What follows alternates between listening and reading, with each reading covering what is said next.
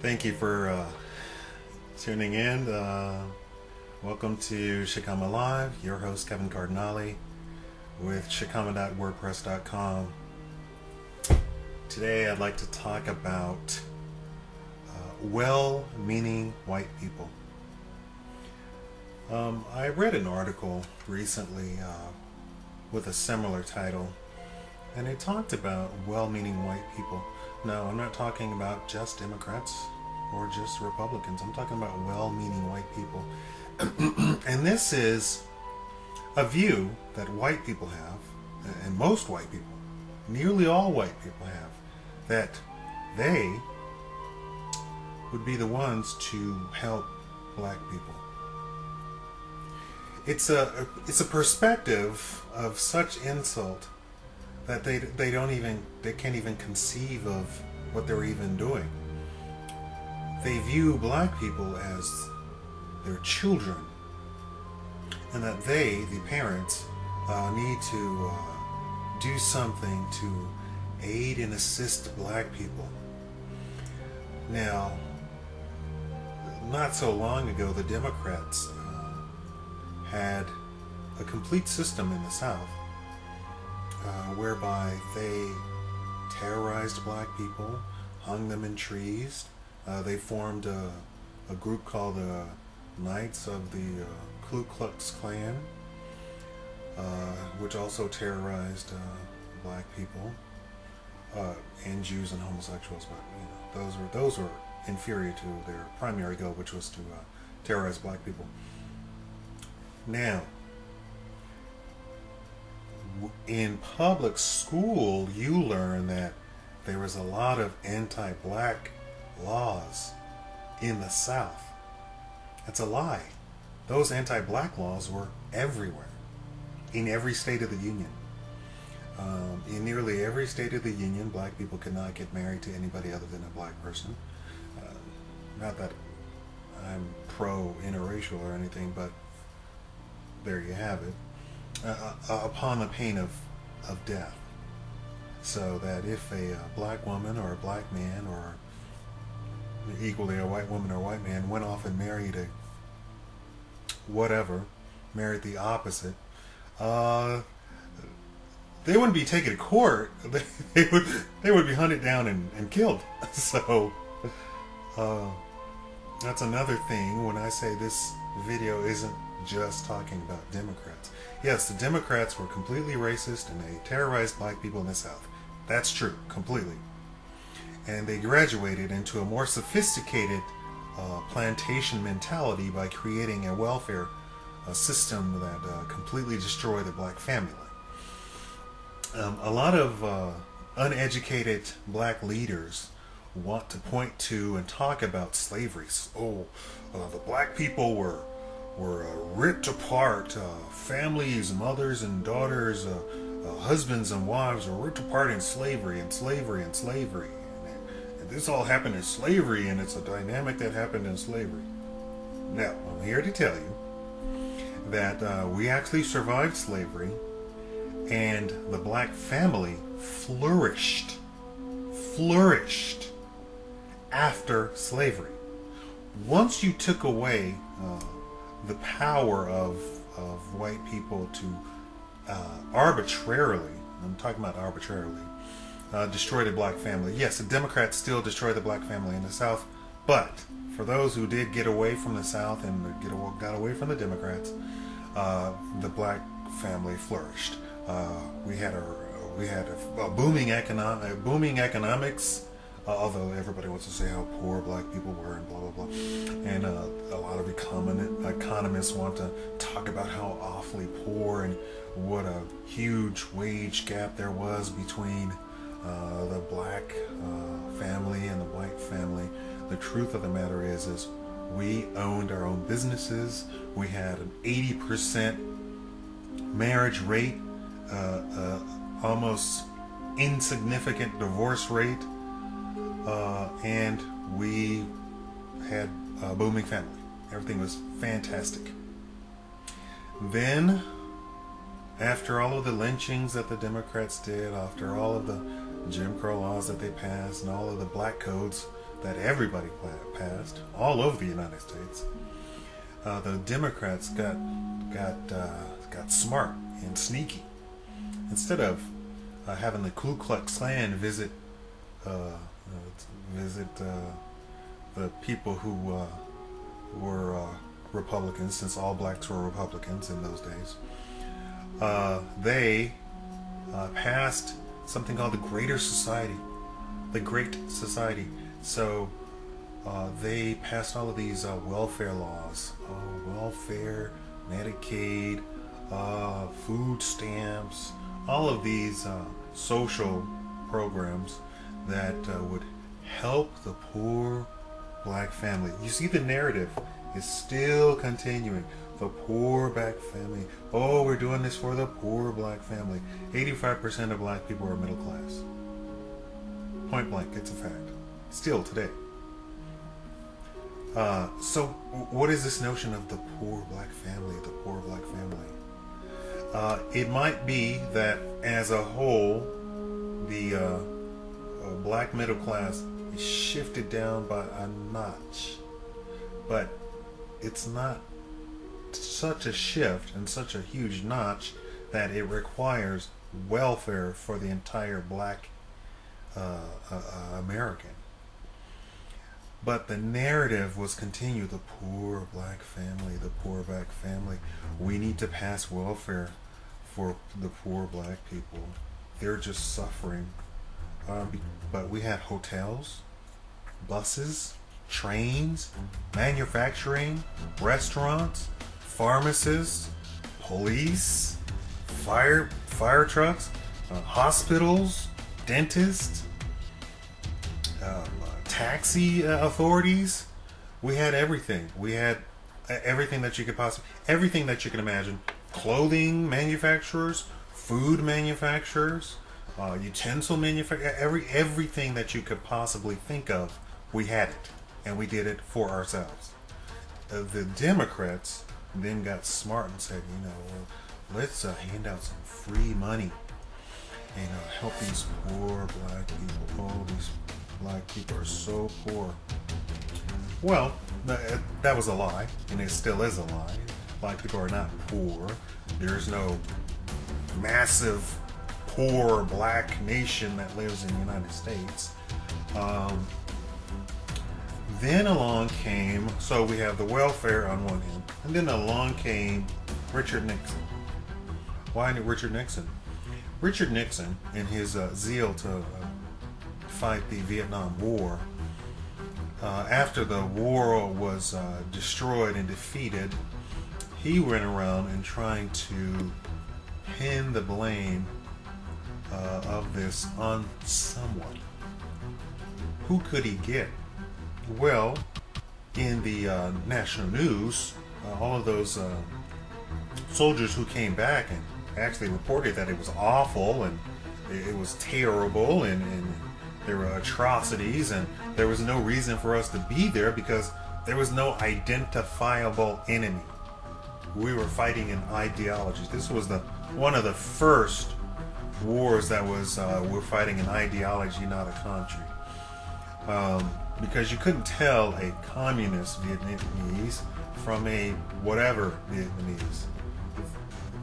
They lived in the same exact villages. But then we created North Vietnam and all that sort of stuff. And we went there for the French. We didn't go there for the United States. So Richard Nixon and his zeal came up. He went around. He conducted a study. And he said, who was it that was the most boisterous and loud in these demonstration marches against Vietnam? And invariably, all the white people pointed to black people. So, you have that study conducted, and the result was black people was the target. It's shocking, I know. Oh, but a white person would say black people were doing something bad. So, he didn't say, let's jail black political activists. He then created this war on drugs, which we call it now. And he passed the most comprehensive and serious drug policy that we have still standing. And the target of his policy were black people. Nearly overnight, 6% of all black people disappeared into jails. Overnight. So we had the Democrats on one hand and Richard Nixon on another hand. These poor black people. Then we have the statistics started being created. Oh, black men in jail, black men in jail. What are they in jail for? 75% of all black men today in jail are there for drug use, drug possession. That's it. And it's, and it's marijuana. It's not heroin or cocaine or crack, all of those weird jokes. It's marijuana, primarily. So black men are not there for being violent. They're not there for mugging. They're not there for robbing. They're not in there for breaking and entering. They're not in there for grand theft auto. They're not in there for mass murdering or mass shootings. They're not there for bombing. They're not there for terrorism. They're there for smoking marijuana and having a marijuana cigarette on them. That's what they're there for. If you legalize marijuana, the black incarceration rate would go down to 2%. It is now at 8%. Regardless of what you hear in the media, like, oh, black, black, black, black, black. Oh, cops, black, black, black, black, black. Only 8% of the black population, is in jail. And I just said they're mostly for marijuana use. Going back to the well-meaning white people, we have all of these false statistics going around about marriage rates, poverty levels, and black people are bursting the bottom rungs of all of the demographics according to the news. So then you have these well-meaning white people who say, oh, we need to reach out to black people and help them. Do me a favor. I'm an adult. I own my own business. I guess work for, I don't know if you call that working for a living. I own my own business. I make my own money. I pay my own bills. I pay my own taxes. I don't need a white person's help in anything. There's nothing that a white person can do for me. And I don't even consider myself rich, so I don't think a majority of black people, remember I said 85% of black people are middle class. I don't think an overwhelming majority of black people need white people's help. We do not need outside help. You do not need to go and make anti-racist speeches for us. You do not need to pass weird legislation for us. Because invariably, due to politics, those legislation and that activism will be turned on its head, and it will then come back to hurt black people. Invariably. We need to institute a death penalty because that will send a strong message to crime. Crime has been falling since the 60s. It is now at the lowest it's ever been in the history of the United States. That's including the British occupation of the United States. Crime as a percentage of the population is lower than it ever has been. There is no need for stricter anything. You're sheep. You're morons. You don't even look at just common data, just open data. It invariably hurts black people. So, who's the majority? Almost 90% of the people on death row? Black people. Death row. Death row. You're going to be killed. Out of the 350 people that Governor Rick Perry massacred in jails, almost all of them were black. All of them. Who was the 13-year-old kid that was put to death? A black kid. Who was the national campaign to get the 12-year-old off of death row? A black kid. Invariably, well-meaning white people are going to be the death, and are the death, of black people. We don't need your help. We don't need handouts.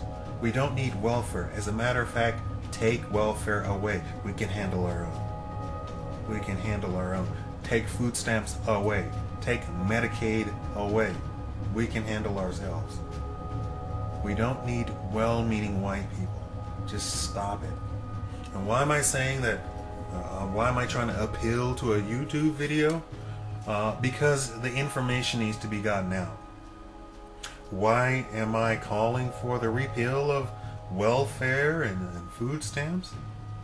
Because without the policy actually being taken away, the destruction of the black family will continue. It destroys black families. When a woman is told, if we catch a man in your house, when we do a surprise inspection, you're going to lose all of your benefits, and your children will lose all of their benefits. It sends a message, hey, I need to get rid of my boyfriend or husband. I need to get a divorce. I need to break up. I need to go out on my own. It destroys the black family. And he cannot contribute whatsoever to a person who's getting full benefits. I don't know about maybe food stamps or something, and these the lower class and their zeal for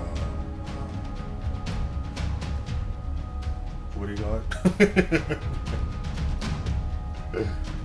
Parental donations. What is it called? I don't know what it's called. Anyway,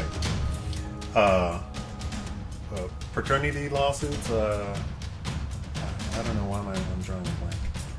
But, and let me just touch on that for a second. Those cases where the woman seeks money from the boyfriend or whatever, it's a majority of lower class families or lower class people. I won't say families because at that point you don't have a family. They don't get married. They just did a recent study and they found that 75% of black women actually get married. So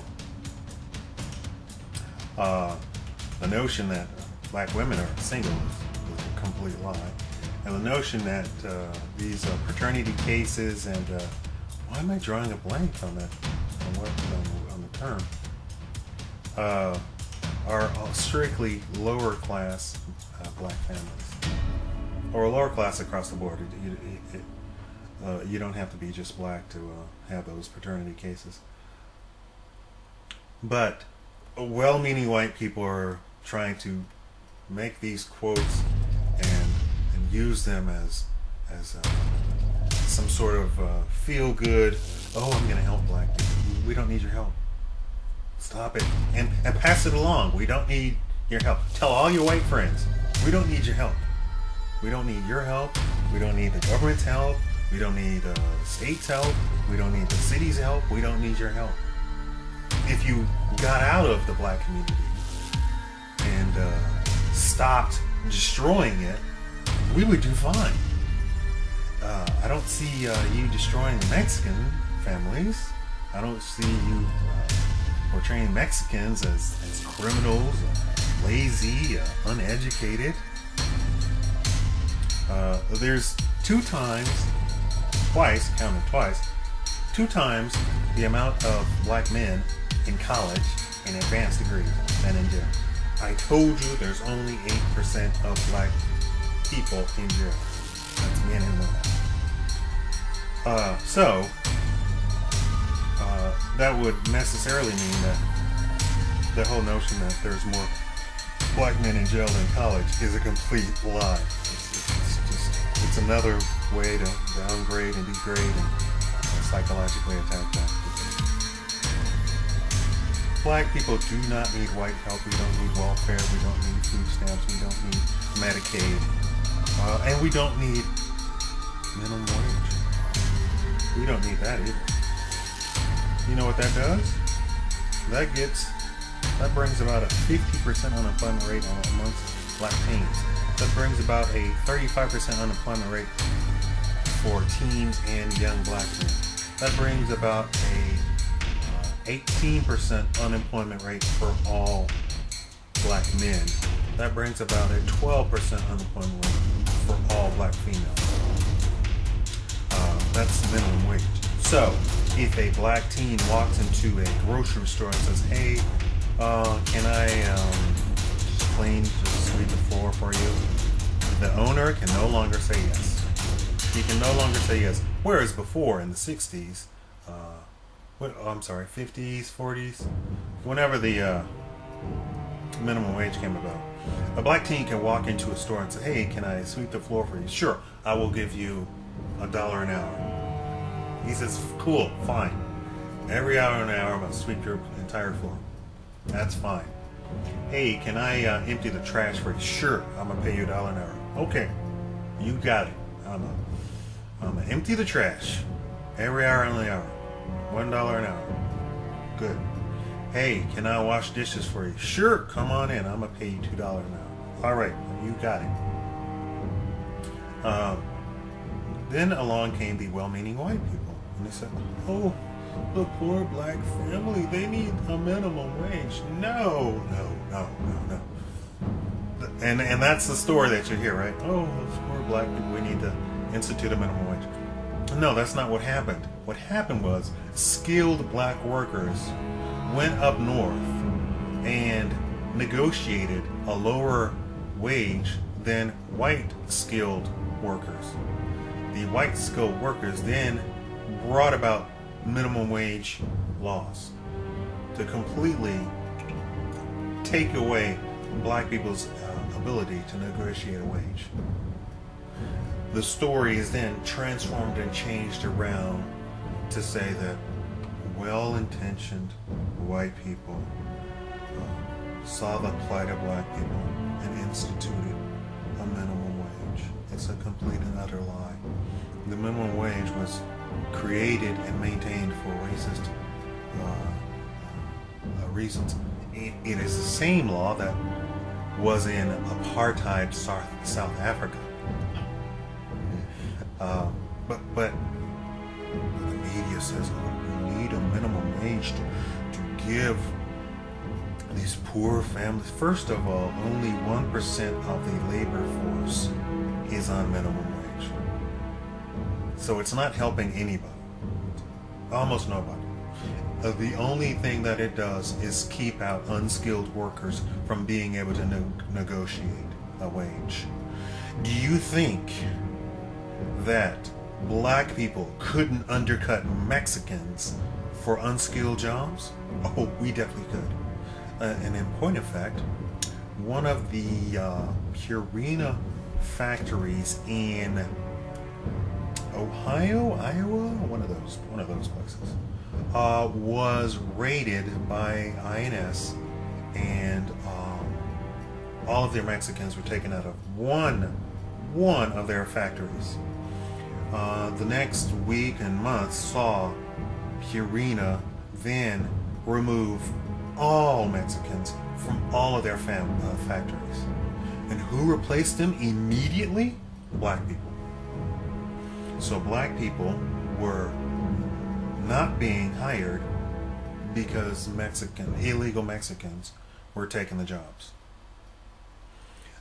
Black people then constituted 80% of the workforce in all of the factories, almost overnight.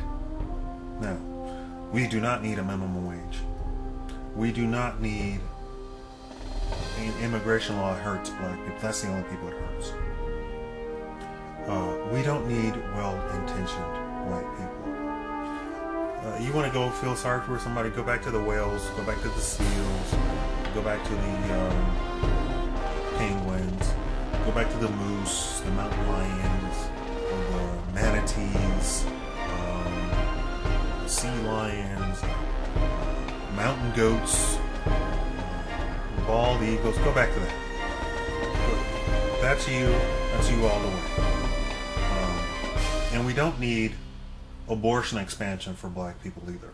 Black people do not need to have abortion expanded and legalized, because that only hurts black people. Because the idiot black woman,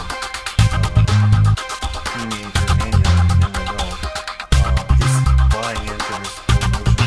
Oh, it's my choice. I'm my choice. I'm not killing a baby. It's my choice. It's my body. It's my choice. And so we have a complete destruction of black community. To the tune of 50 million black babies.